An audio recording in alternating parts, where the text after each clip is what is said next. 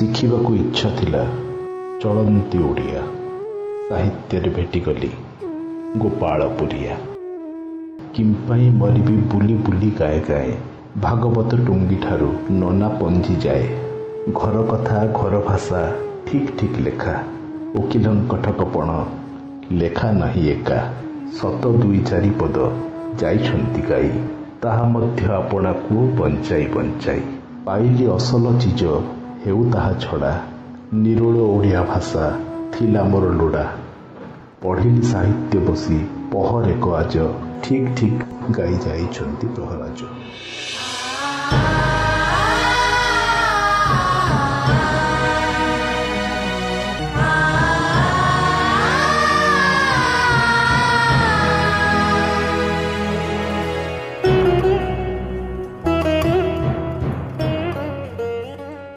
गोपाल चंद्र प्रहराज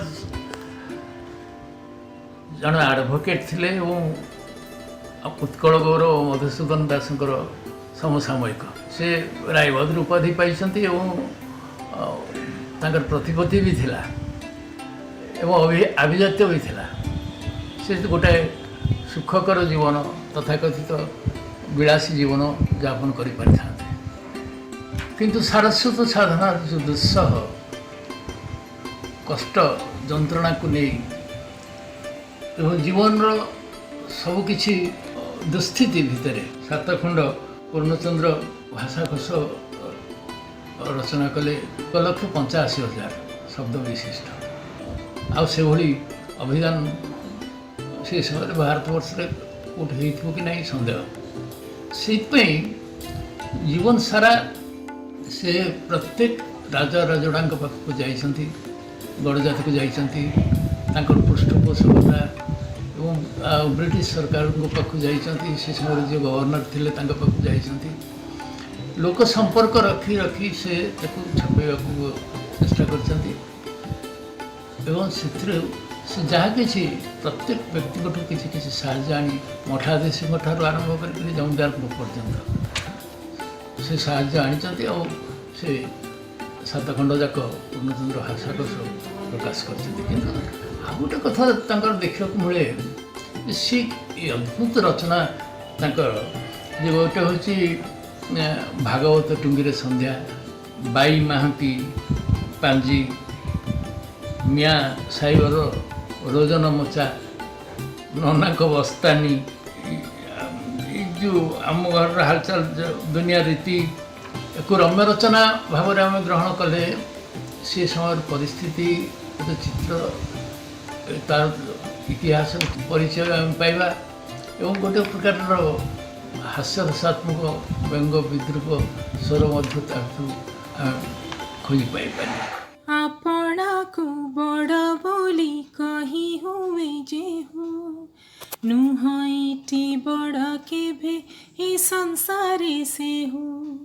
लोके जाकू बड़ बोली कहती मुखरे, से ही एका अटे बड़ ए भव मध्यरे।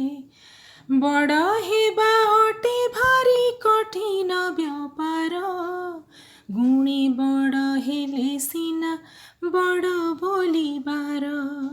भल मंद न पांची जे गरब करई, बड़ हेबी बोली पांचे से बड़ नुहई, से बड़ नुहई, से बड़ नुहई। स्वर्गत गोपाल चंद्र प्रहराज थिले एकाधार प्राबंधिक, लोक साहित्य गवेषक, भाषा प्रवीण और भाषाकोश प्रणेता। तांको साहित्य कृति रे तत्कालीन ग्रामीण शब्दर अधिक व्यवहार देखा मिले। फकीर मोहन परे गोपाल चंद्र प्रहराज होउछंती द्वितीय साहित्यिक जी निज लेखारे ग्रामीण भाषा को ग्रहण करछंती। स्पष्ट सहज और सरल व्यंग प्रहराजंक रचनार विशेष दिग। तांको रचित दुनियार हालचाल, आम घर हालचाल, ननांक बस्तानी इत्यादि ओडिया साहित्यर अन्यतम रत्न भावरे परिचित। गोपाल चंद्र प्रहराजंक साधना और सिद्धिर ଅନ୍ୟତମ ପରିଚିତି ତାଙ୍କ ପ୍ରଣୀତ ପୂର୍ଣ୍ଣଚନ୍ଦ୍ର ଭାଷାକୋଷ। ଏହି ବିଶାଳ ଭାଷାକୋଷ 7ଟି ଭାଗରେ ବିଭକ୍ତ ଓ ଏହାର ଶବ୍ଦ ସଂଖ୍ୟା 1,84,000। 25 ବର୍ଷ ଧରି ଓଡ଼ିଶାର କୋଣ ଅନୁକୋଣରୁ ଶବ୍ଦ ସଂଗ୍ରହ କରି ସେ ଏହି ବିଶାଳ ଭାଷାକୋଷ ପ୍ରଣୟନ କରିଥିଲେ। 1913 ମସିହାରେ ଭାଷାକୋଷ ପ୍ରଣୟନର ଯୋଜନା ଆରମ୍ଭ ହୋଇଥିଲା। 1913ରେ ପ୍ରଥମ ଖଣ୍ଡ ପ୍ରକାଶ ପାଇଥିଲା ଓ ସପ୍ତମ ତଥା ଶେଷ ଖଣ୍ଡ ପ୍ରକାଶିତ ହୋଇଥିଲା 1940 ମସିହାରେ। ଭାଷାକୋଷ ପ୍ରସ୍ତୁତି ପାଇଁ ସେ ଯେଉଁ ପଦ୍ଧତି ଗ୍ରହଣ କରିଥିଲେ ତାହାକୁ ଆଜି ମଧ୍ୟ ଅନୁସରଣ କରାଯାଉଛି। ଭାଷା ବିଜ୍ଞାନ କ୍ଷେତ୍ରରେ ସେ ଏକ ବିସ୍ମୟ। ଲୋକସାହିତ୍ୟ ସଂଗ୍ରହ ଓ ପାଠ୍ୟପୁସ୍ତକ ରଚନା ପାଇଁ ମଧ୍ୟ ଗୋପାଳଚନ୍ଦ୍ର ପ୍ରହରାଜଙ୍କର ଅବଦାନ ଅବିସ୍ମରଣୀୟ। ତାଙ୍କ ପ୍ରଣୀତ ଉତ୍କଳ କାହାଣୀ, ଓଡ଼ିଆ ଢଗ ଢମାଳି, ବଚନ, ରୂଢ଼ି ସଂକଳନ ଓଡ଼ିଆ ଲୋକସାହିତ୍ୟକୁ ଲିଖିତ ରୂପ ପ୍ରଦାନ କରିଛି। ସେହିପରି 30 ଦଶକରେ ପ୍ରାଥମିକ ବିଦ୍ୟାଳୟ ସ୍ତରରେ ପ୍ରଚଳିତ ଅଧିକାଂଶ ସାହିତ୍ୟ ବହି ସେ ହିଁ ରଚନା କରିଥିଲେ। ଅନେକ ଶିଶୁ ସାହିତ୍ୟର ମଧ୍ୟ ସେ ରଚୟିତା। ଓଡ଼ିଆ ଭାଷା, ସାହିତ୍ୟ ଓ ଲୋକସାହିତ୍ୟର ତ୍ରିବେଣୀ ସଙ୍ଗମ ଥିଲେ ଶ୍ରୀଯୁକ୍ତ ଗୋପାଳଚନ୍ଦ୍ର ପ୍ରହରାଜ। ତାଙ୍କ ଜନ୍ମତିଥିରେ ମୁଁ ତାଙ୍କ ପ୍ରତି ଗଭୀର ଶ୍ରଦ୍ଧା ଅର୍ପଣ କରୁଛି। ପାପନାଶନ ତାପବାରଣ ଜଗତ ଜୀବନ ହେ, ସତ୍ୱର ମୋର ଦୁଃଖ ସଂହାର ଦିଅ ସଦ ଜ୍ଞାନ ହେ। ଶାନ୍ତି ମୁକ୍ତି ଧର୍ମ ସୁଗତି ଦିଅ ନିରନ୍ତର ହେ। ତୁମ୍ଭ ଚରଣେ ମୁହିଁ ଅନୁକ୍ଷଣେ ଥାଇ ପରି କର ହେ। ଆମ ଭାଷା ସାହିତ୍ୟର ଚିର ବନ୍ଦନୀୟ ଗୋପାଳ ପ୍ରହରାଜଙ୍କ ସ୍ମୃତି ପ୍ରତି ମୁଁ ଗଭୀର ଶ୍ରଦ୍ଧାଞ୍ଜଳି ଜ୍ଞାପନ କରୁଛି ଏବଂ ତାଙ୍କ ଜୟନ୍ତୀ ପାଳନ କରୁଥିବାରୁ ଓଡ଼ିଶା ସାହିତ୍ୟ ଏକାଡେମୀର କର୍ମକର୍ତ୍ତାମାନଙ୍କୁ ଧନ୍ୟବାଦ ଅର୍ପଣ କରୁଛି। ଭାଷାର ସମୃଦ୍ଧି ସାହିତ୍ୟ ମାଧ୍ୟମରେ ହୁଏ ଏବଂ ଭାଷା ପାଇଁ ମଧ୍ୟ ଭାଷାକୋଷର ଗୁରୁତ୍ୱ ରହିଛି। ଯଦି ଗୋଟେ ଭାଷାର କୋଷ ନାହିଁ ତାହେଲେ ସେ ଭାଷା ଯେଉଁ ତାର ଗୁରୁତ୍ୱ ଅନେକ ସମୟରେ ହ୍ରାସ ପାଏ। ପ୍ରହରାଜଙ୍କ ପୂର୍ବରୁ ଡିକ୍ସନାରୀ ବା ଭାଷାକୋଷ ଥିଲା, ଶବ୍ଦକୋଷ ଥିଲା, କିନ୍ତୁ ଚମତ୍କାର ଭାଷାକୋଷ ପ୍ରଦାନ କରି ଗୋପାଳ ପ୍ରହରାଜ ଆମ ଭାଷାକୁ ବହୁ ଭାବରେ ରୁଢ଼ିମନ୍ତ କରିଛନ୍ତି ଏବଂ ସେ ଯେଉଁ ପରିଶ୍ରମ କରିଛନ୍ତି, ଜୀବନବ୍ୟାପୀ ଶବ୍ଦ ସଂଗ୍ରହ କରିଛନ୍ତି, ଭାବ ସଂଗ୍ରହ କରିଛନ୍ତି, ତାକୁ ପ୍ରକାଶ କରିବା ଥିଲା ଏକ ଦୁରୂହ ବ୍ୟାପାର। ମୟୂରଭଞ୍ଜର ମହାରାଜା ପୂର୍ଣ୍ଣଚନ୍ଦ୍ର ସେ ସେଥିପାଇଁ ଆର୍ଥିକ ସହାୟତା ପ୍ରଦାନ କରି ସେ ଗ୍ରନ୍ଥ ପ୍ରକାଶର ପ୍ରମୁଖ ଭୂମିକା ଗ୍ରହଣ କରିଥିଲେ, ଯେଉଁଥିପାଇଁ ଗୋପାଳ ପ୍ରହରାଜଙ୍କର ଭାଷାକୋଷ ପୂର୍ଣ୍ଣଚନ୍ଦ୍ର ଭାଷାକୋଷ ଭାବରେ ଓଡ଼ିଶାର ସବୁ ସ୍ତରରେ ସୁପରିଚିତ। ଆପଣମାନେ ଜାଣିଥିବେ ଯେ ଖୋଦ୍ ମହାତ୍ମା ଗାନ୍ଧୀ ସେ ଗୋପାଳ ପ୍ରହରାଜଙ୍କ ଘରକୁ ଯାଇଥିଲେ ତାଙ୍କ ଓଡ଼ିଶା ଆଗମନ, ବିଶେଷ କରି କଟକ ଆଗମନ ସମୟରେ। ଗାନ୍ଧୀ ମହାତ୍ମା ଚାହୁଁଥିଲେ ଯେ ଭାରତବର୍ଷର ଯେଉଁ ଆଞ୍ଚଳିକ ଭାଷା ସବୁ ରହିଛି, ଯେଉଁ ମାତୃଭାଷା ସବୁ ରହିଛି, ତାର ବିକାଶ ଘଟିବା ଦରକାର। ଏ ତ ମହାତ୍ମା ଗାନ୍ଧୀଙ୍କର 150ତମ ଜୟନ୍ତୀ ପାଳନ ଚାଲିଛି। ସେତେବେଳେ ଗୋପାଳ ପ୍ରହରାଜ ସ୍ୱାଧୀନତା ସଂଗ୍ରାମ ସହିତ ସମ୍ପୃକ୍ତ ନଥିଲେ, ଏ ଭାଷା ସାହିତ୍ୟର କାମ କରୁଥିଲେ। ତେଣୁ ମହାତ୍ମା ଗାନ୍ଧୀ ଏବଂ କାକା କାଲେଲକର ଇଏ ଯାଇଥିଲେ ତାଙ୍କ ଘରକୁ ଏବଂ ଗୋପାଳ ପ୍ରହରାଜଙ୍କୁ ଭୂୟସୀ ପ୍ରଶଂସା କରିଥିଲେ ଯେ ଆପଣ ଓଡ଼ିଆ ଭାଷା ପାଇଁ ଏ ଯେଉଁ କାର୍ଯ୍ୟ କରିଛନ୍ତି ଏ ମହନୀୟ କାର୍ଯ୍ୟ। ସେଇଠି ତ ଗୋପାଳ ପ୍ରହରାଜ ସାର୍ଟିଫିକେଟ୍ ପାଇଥିଲେ। କିନ୍ତୁ ଆମ ଭାଷା ସାହିତ୍ୟ ଥିବା ପର୍ଯ୍ୟନ୍ତ ବା ଯାବତ୍ ଚନ୍ଦ୍ର गोपाल प्रहराजंकर अवदान को ओडिया जाति निश्चय स्मरण करुथिबो एथिरे संदेह नाही। से तांकर ही जश देहरे आयुष्मान होई रहिचंती एवं रहिबे एथिरे संदेह नाही। जहाँ मु करई जहाँ मु कहई जहाँ सुनु थाई हे जहाँ मु देखई जहाँ मु चिंतई रहु तुम ठाई हे दुख जंजाल पाप बहुल असार संसार हे असार संसार हे असार संसार हे। आज स्वर्गत गोपाल चंद्र प्रहराजंकर जयंती उपलक्षे यहीटा मोर विनम्र श्रद्धांजलि। जड़े साहित्य परिशोधक बा गवेषक भाव नुहे तांका परिवार एक कनिष्ठ सभ्य भाव परिवार तरफ यह मोर श्रद्धांजलि। स्वर्गत प्रहराज मो मातामही मातामह सरल ओडिया कहले मो आई अजा। से तिरोधान कले 1945 अर्थात मो जन्मरू 15 वर्ष आगुरी। तेणु तांको सहित देखा करिवार कि तांको देखिबार सुजोग मो पाई नाही। किंतु मो आई ठारू तांकर साहित्य साधना और तपस्या विषय रे बहुत किछि मु शुणिछि। मो पिलादिनर स्मृति भाषाकोशर 7टा खंड ता भितर थिबा फोटो सब देखिबा ता भितर शब्दर तर्जमा देखिबा या अभुला स्मृति। सी जेतेबेले पुरी आसुले मोर बड़ अजा स्वर्गत राय बहादुर लोकनाथ मिश्र घरे रही गोटे बड़ मशारी भितर दिन सारा शब्द प्रपंच शब्द दुनिया रे सी निमग्न रही। से कथा मु शुणी मो आई ठारू तांकर साहित्य साधना और तपस्या विषय रे बहुत किछि कथा मत आई और मोर माँ कहती।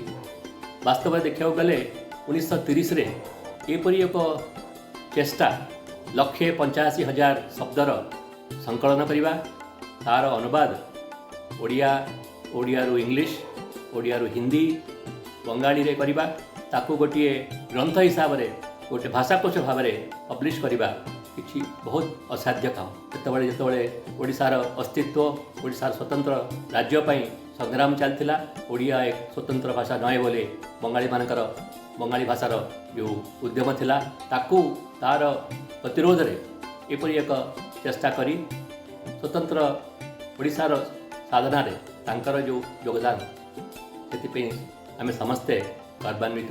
तांकर 150तम जन्म जयंती 4 वर्ष पर पालन करा से उपलक्षे मोर अनुरोध सरकार को साहित्य एकाडेमी को तांका नाँ रे गोटे पुरस्कार ओडिया भाषा और शब्दावली उपरे गवेषणार पुरस्कार अनाउंस कले भल हाँ मोर अनुरोध। भद भदलिया चढ़ी केणे जाऊ छोड़ी पड़ीगला पक्षी जोड़ी देलु देहरु झाड़ी पक्षी जोड़ी कमु पाइली कली बड़ आदर गोरु रखा छता दिहरे खोसी देवी मातर बांधिबी धुड़ुकी छतारे बजाइबी बइसी भद भदलिया नारे गीत गाइबी बसी भद बदलिया भाई रे पक्षी तोर रंगिया पक्षी जाक खुशी छतारे हेबी नबरंगिया कह तोरे काहू आइलो कहीं तोहर बसा पिला तोर केते गोटी जे किए तोर भरसा पिला तोर केते गोटी जे किए तोर भरसा। भाषा को बंचेबा पई हेले भाव और भाव प्रवणता जेतिकी जरूरी ता अपेक्षा अधिक जरूरी ज्ञान। भाषा को बुझीबा पई ଯେଉଁ ଧୀ ଶକ୍ତି ଦରକାର ଏବଂ ତାକୁ କାର୍ଯ୍ୟରେ ପରିଣତ କରିବା ପାଇଁ ଯେଉଁ ସାଧନା ଦରକାର, ଏ ଉଭୟର ସମନ୍ୱୟ ଗୋପାଳ ଚନ୍ଦ୍ର ପ୍ରହ୍ଲାଦଙ୍କ ଜୀବନରେ ଘଟିଥିଲା। ରାତି ଅଧରେ ଡିବିରି ଆଲୁଅରେ, ମିଞ୍ଜି ମିଞ୍ଜି ଡିବିରି ଆଲୁଅରେ ସାରା ଓଡ଼ିଶାର ଲୋକମୁଖର ଭାଷାକୁ ସଂଗ୍ରହ କରି ଏକାଠି କରି ସେ ଯେଉଁ ମନ୍ଦିର ନିର୍ମାଣ କରିଥିଲେ ତାକୁ ଏବେ ମଧ୍ୟ ଓଡ଼ିଆ ଜାତି ଓଡ଼ିଆ ଭାଷାର କୋଣାର୍କ ବୋଲି ସ୍ୱୀକାର କରୁଛି। କେବଳ ଭାଷାକୋଷ ନୁହେଁ, ତାଙ୍କ ବାଇ ମହାନ୍ତିର ପାଞ୍ଜିଠାରୁ ଆରମ୍ଭ କରି ଆମ ଘରର ହାଲଚାଲ ପର୍ଯ୍ୟନ୍ତ କେବଳ ଯେଉଁ ଗୋଟିଏ ବ୍ୟକ୍ତି ଜୀବନର ଅନୁଭୂତି ବା ଗୋଟିଏ ସାଧାରଣ ଇତିହାସ ନୁହେଁ, ବା ଆମ ସାହିତ୍ୟର ଇତିହାସ ନୁହେଁ କି ଭାଷାର ଇତିହାସ ନୁହେଁ, ବରଂ ଏ ଜାତିର ଆତ୍ମାର ଇତିହାସ ସେ ସୃଷ୍ଟି କରିଦେଇଯାଇଥିଲେ। ନିଜ ଜୀବନର ନିଜ ଘରର ହାଲଚାଲ ଭିତରେ ଦେଇ ଗୋଟେ ସାମାଜିକ ଇତିହାସ, ଗୋଟେ ଜୀବନ୍ତ ଇତିହାସ ସେ ସୃଷ୍ଟି କରି ଯାଇଥିଲେ।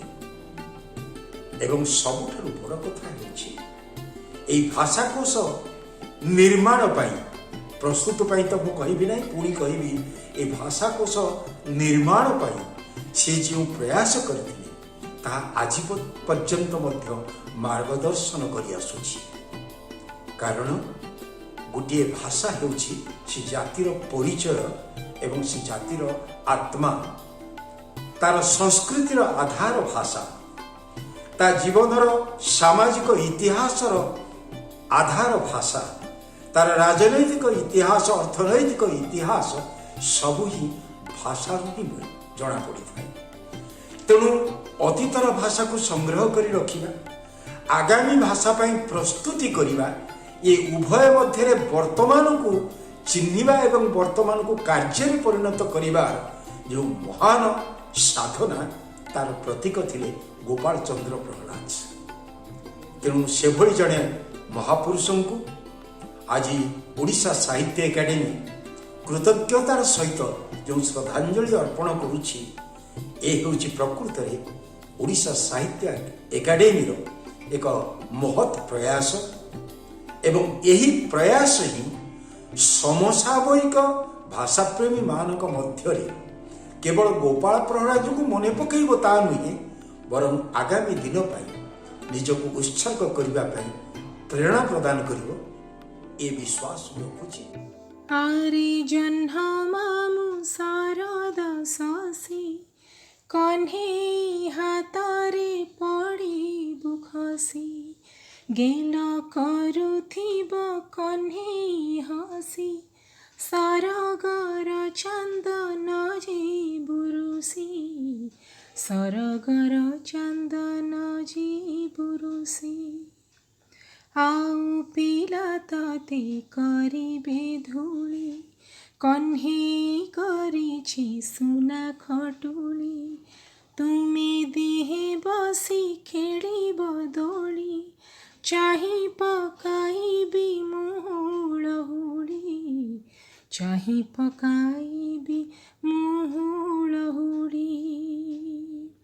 କହ୍ନେଇ ବାପା ତ ଦୂର ବିଦେଶୀ, ଯୁଗେ ହେଲା ଘରୁ ଗଲେଣି ରୁଷି, କଳା କାହ୍ନୁ ମୋର ଏକାକେ ବସି, ଝୁରୁଛି ବାପାଙ୍କୁ ଶୋକରେ ଭାସି, ଝୁରୁଛି ବାପାଙ୍କୁ ଶୋକରେ ଭାସି। ଗୋପାଳଚନ୍ଦ୍ର ଏଭଳି ଏକ ଶବ୍ଦପ୍ରେମୀ, ଭାଷା ଖେଳାଳି, ଜାତୀୟ ବିବେକ ନିର୍ମାତା, ଯିଏ ଜୀବନରେ ବାରମ୍ବାର ଅସଫଳତାର କଣ୍ଟା ମାଡ଼ିଛନ୍ତି। କଣ୍ଟକପୂର୍ଣ୍ଣ ରାସ୍ତାରେ ଅପମାନ, ନିନ୍ଦା, ଈର୍ଷା, ଅସୂୟା, ଗାଳି ଓ ବିଫଳତାର ଅନେକ ତିକ୍ତ ଅନୁଭୂତିକୁ ପାଇ 74 ବର୍ଷ ପର୍ଯ୍ୟନ୍ତ ବଞ୍ଚି ସେ ପ୍ରତିକୂଳ ପରିସ୍ଥିତିରେ ଯେଉଁ ଅନୁକୂଳ ତିଆରି କରି ଯାଇଛନ୍ତି, ତାହା ଓଡ଼ିଶାକୁ ଶବ୍ଦର, ଭାବର, ଭାଷାର କୋଣାର୍କ ନିର୍ମାଣ କରିବାରେ ସମର୍ଥ କରିଛି। ଏବଂ ସେ ବ୍ୟକ୍ତିଗତ ଭାବରେ ସଫଳ ହେଇନାହାନ୍ତି, ଜାତୀୟ ଉତ୍କଳୀୟ ଅସ୍ମିତା ନିର୍ମାଣରେ ସଫଳତା ଆମ ପାଇଁ ଛାଡ଼ି ଯାଇଛନ୍ତି। 1912 ମସିହାରୁ 1943 ମସିହା ପର୍ଯ୍ୟନ୍ତ ତାଙ୍କର ସାହିତ୍ୟ ସାଧନା ଜାତି ନିର୍ମାଣର କର୍ତ୍ତବ୍ୟପୂର୍ଣ୍ଣ ଜୀବନ ଯାତ୍ରା। 1898 ମସିହା ବେଳକୁ ଯଦିଓ ନିଜର ମାଙ୍କ ସ୍ମୃତିକୁ ନେଇ ସେ କବିତା ଲେଖିଥିଲେ, ମାତୃସ୍ମୃତି କବିତାରୁ ଜୀବନ ଆରମ୍ଭ କରିଥିଲେ, ରମ୍ୟ ରଚନା, ଗଦ୍ୟ ରଚନା, ଜୀବନୀ ରଚନାରେ ହାତ ଦେଇଥିଲେ, ଭାଷା ସମ୍ପର୍କରେ ଆଲୋଚନା କରିଥିଲେ, ସାହିତ୍ୟ ସମ୍ପର୍କରେ ଆଲୋଚନା କରିଥିଲେ, କାହାଣୀ ଲେଖିଥିଲେ, ଏତେ କାମ କରିଥିଲେ। ଆମେ ଯେତେବେଳେ ଭାଗବତ ଟୁଙ୍ଗିର ସନ୍ଧ୍ୟା, ନନାଙ୍କ ବସ୍ତାନୀ, ଦୁନିଆର ହାଲଚାଲ, ଆମ ଘରର ହାଲଚାଲ ଇତ୍ୟାଦି ଲଘୁ ଗଦ୍ୟ ଚେତନାଧର୍ମୀ ସାହିତ୍ୟକୁ ପଢ଼ିଥାଉ, ସେତେବେଳେ ଆମେ ଓଡ଼ିଶାକୁ ଦେଖୁ, ଜୀବନକୁ ଦେଖୁ, ଓଡ଼ିଆମାନଙ୍କୁ ଦେଖୁ, ଓଡ଼ିଶାର ପରିବାରକୁ ଦେଖୁ। ଏବଂ ଏଥିରେ କେବଳ ଓଡ଼ିଶାର ସମାଜ, ସାଂସ୍କୃତିକ, ସାମାଜିକ, ରାଜନୈତିକ, ଆଧ୍ୟାତ୍ମିକ, ବୈୟକ୍ତିକ ଜୀବନର ଚିତ୍ର ନାହିଁ।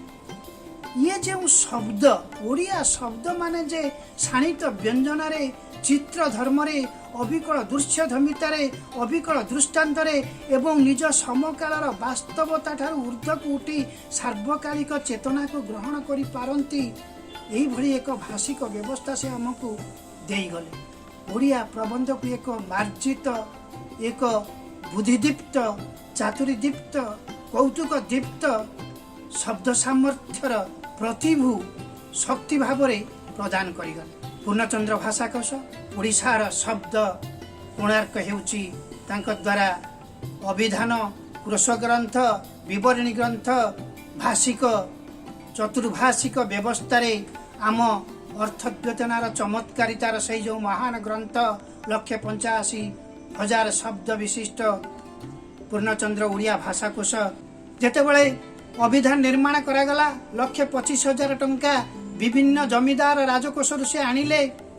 ଦିଲ୍ଲୀ ଦରବାର ଠାରୁ ଆରମ୍ଭ କରି ଓଡ଼ିଶାର ସାଧାରଣ ଗାଁର ଜଣେ ମୁଖିଆ କିଏ 50 ଟଙ୍କା ଦେଇଛି, କିଏ 100 ଟଙ୍କା ଦେଇଛି, କିଏ 500 ଟଙ୍କା ଦେଇଛି, କିଏ 1000 ଟଙ୍କା ଦେଇଛି, ସମଗ୍ର ଓଡ଼ିଶା ସମ୍ପର୍କରେ ସେ ମନ୍ତବ୍ୟ ଦେଇ ଯେତେବେଳେ ଅଭିଧାନ କଲେ, ବହୁ ନିନ୍ଦା, ବହୁ ଅପମାନ ସହିଛନ୍ତି, କିନ୍ତୁ ହସି ହସି କହିଛନ୍ତି, ଓଡ଼ିଆ ପୁଅ ଝିଅଙ୍କ ମୁଖରେ ଯେଉଁ ଶବ୍ଦ, ସେ ଶୀଳ ଅଶୀଳ ଊର୍ଦ୍ଧ୍ୱରେ ବ୍ରହ୍ମ, ତାକୁ ମୁଁ ସଂଗ୍ରହ କରୁଛି, ତାକୁ ମୁଁ ରୂପ ଦେଉଛି। କିନ୍ତୁ ଏଯାବତ ଏ ଜାତି ଅନେକ ଭାଷିକ ଅନୁଷ୍ଠାନ, ସାହିତ୍ୟିକ ଅନୁଷ୍ଠାନ କଲାବେଳେ ଗୋପାଳ ପ୍ରହରାଜଙ୍କର ସେଇ 185,000 ଶବ୍ଦ ବିଶିଷ୍ଟ ଭାଷିକ ସାମର୍ଥ୍ୟର ଅପୂର୍ବ ବାଙ୍ଗ୍ମୟ କୋଣାର୍କକୁ ଟପି ପାରିଛେ? ଆମେ ନୂଆ କରିପାରିଛେ? କିଛି କରିନାହେଁ। ଆମେ ଭାଷା ପାଇଁ, ସାହିତ୍ୟ ପାଇଁ ଅର୍ଥ ବଢ଼େଇ ଚାଲିଛେ, ଅର୍ଥ ଖର୍ଚ୍ଚ କରି ଚାଲିଛେ, କିନ୍ତୁ ଆଉ ଦ୍ୱିତୀୟବାର ଗୋଟେ ଭାଷାକୋଷ ନିର୍ମାଣ କରିପାରିନେ। ଆଖି ନାହିଁ କି କାନ ନାହିଁ, ବାଜିଗଲେ ମୋର ଦୋଷ ନାହିଁ। ଆଖି ନାହିଁ କି କାନ ନାହିଁ, ବାଜିଗଲେ ମୋର ଦୋଷ ନାହିଁ। କଳା କଳା ବାଇଗଣ, ଧଳା ଧଳା କଉଡ଼ି, ନେଇଯା ତୋ ବାଇଗଣ, ଦେଇଯା ମୋ କଉଡ଼ି। ବାଘ ମଲା ଜନ୍ତାରେ, ଘିଡ଼ି ଘିଡ଼ି ଶବଦ କଲା ସମୁଦ୍ର ପନ୍ତାରେ। ବାଘ ମଲା ଜନ୍ତାରେ, ଘିଡ଼ି ଘିଡ଼ି ଶବଦ କଲା ସମୁଦ୍ର ପନ୍ତାରେ। ପଣସ ପତର ରଙ୍ଗ ଟୁହୁଟୁ, ମାରିବି ଜାବୁଡ଼ା, ଭାଙ୍ଗିବି ବୁକୁ। ପଣସ ପତର ରଙ୍ଗ ଟୁଟୁ, ମାରିବି ଜାବୁଡ଼ା, ଭାଙ୍ଗିବି ବୁକୁ। ଗୋପାଳଚନ୍ଦ୍ର ପ୍ରହରାଜ ବୃତ୍ତିରେ ଜଣେ ଅଧିବକ୍ତା ହୋଇଥିଲେ ମଧ୍ୟ ଓଡ଼ିଆ ସାହିତ୍ୟ ପ୍ରତି ତାଙ୍କର ଗଭୀର ଅଭିରୁଚି ହେତୁ ସେ ଓଡ଼ିଆ ଜାତି ପାଇଁ ଏକ ଶବ୍ଦର କୋଣାର୍କ ପୂର୍ଣ୍ଣଚନ୍ଦ୍ର ଭାଷାକୋଷ ନିର୍ମାଣ କରି ଏ ଜାତିର ଐତିହାସିକ ଆବଶ୍ୟକତାକୁ ପୂରଣ କରିପାରିଥିଲେ। ଶ୍ରୀ ପ୍ରହରାଜ 1901 ମସିହାରେ ଉତ୍କଳ ସାହିତ୍ୟ ପତ୍ରିକାରେ ଭାଗବତ ଟୁଙ୍ଗିରେ ସନ୍ଧ୍ୟା ଶୀର୍ଷକ ଏକ ଲେଖା ଲେଖିଥିଲେ, ଯାହାକି ଶ୍ରୀ ପ୍ରହରାଜଙ୍କର ପ୍ରଥମ ଲେଖା ଥିଲା। ସେ ଫକୀରମୋହନ ସେନାପତିଙ୍କୁ ଅନୁସରଣ କରୁଥିଲେ ଏବଂ ଓଡ଼ିଆ ବ୍ୟଙ୍ଗ ସାହିତ୍ୟକୁ ଏକ ଉଲ୍ଲେଖନୀୟ ଅଭିବୃଦ୍ଧି କରିପାରିଥିଲେ। ତାଙ୍କ ଲେଖାରେ ଓଡ଼ିଶାର ଅପଭ୍ରଂଶିତ ଭାଷା ସହିତ ହିନ୍ଦୁସ୍ତାନୀ, ପାର୍ସୀ, ସଂସ୍କୃତ ଏବଂ ଅନେକ ଭାଷାର ମିଶ୍ରଣ ଦେଖିବାକୁ ମିଳୁଥିଲା। ପୂର୍ଣ୍ଣଚନ୍ଦ୍ର ଭାଷାକୋଷ ଲେଖିବାକୁ ପାଖାପାଖି ତାଙ୍କୁ 25 ବର୍ଷ ସମୟ ଲାଗିଥିଲା। ଶ୍ରୀ ପ୍ରହରାଜଙ୍କର ଏହାଛଡ଼ା ଅନେକ ସାହିତ୍ୟ କୃତି ଏବଂ ବ୍ୟଙ୍ଗ ସାହିତ୍ୟ ମଧ୍ୟ ରହିଛି। ଏହି ମହାନ ସାରସ୍ୱତ ସାଧକ ଏବଂ କାଳଜୟୀ ପୁରୁଷଙ୍କର ଆଜି ପୁଣ୍ୟ ଜନ୍ମତିଥିରେ ଓଡ଼ିଶା ସାହିତ୍ୟ ଏକାଡେମୀ ପକ୍ଷରୁ ତାଙ୍କୁ ଭକ୍ତିପୂତ ପ୍ରଣିପାତ କରିବା ସହିତ ମୁଁ ଶ୍ରଦ୍ଧାଞ୍ଜଳି ଅର୍ପଣ କରୁଛି। ଶିଖିବାକୁ ଇଚ୍ଛା ଥିଲା ଚଳନ୍ତି ଓଡ଼ିଆ, ସାହିତ୍ୟରେ ଭେଟିଗଲି ଗୋପାଳପୁରିଆ। କିମ୍ପାଇଁ ମରିବି ବୁଲି ବୁଲି ଗାଏ ଗାଏ, ଭାଗବତ ଟୁଙ୍ଗିଠାରୁ ନନା ପଞ୍ଜି ଯାଏ। ଘର କଥା ଘର ଭାଷା ଠିକ୍ ଠିକ୍ ଲେଖା, ଓକିଲଙ୍କ ଠକପଣ ଲେଖା ନାହିଁ ଏକା। ସତ 2-4 ପଦ ଯାଇଛନ୍ତି ଗାଇ, ତାହା ମଧ୍ୟ ଆପଣାକୁ ବଞ୍ଚାଇ ବଞ୍ଚାଇ। ପାଇଲି ଅସଲ ଚିଜ ହେଉ ତାହା ଛଡ଼ା, ନିରୋଳ ଓଡ଼ିଆ ଭାଷା ଥିଲା ମୋର ଲୋଡ଼ା। ପଢ଼ିଲି ସାହିତ୍ୟ ବସି ପହରେକ ଆଜ, ଠିକ୍ ଠିକ୍ ଗାଇ ଯାଇଛନ୍ତି ପ୍ରହରାଜ।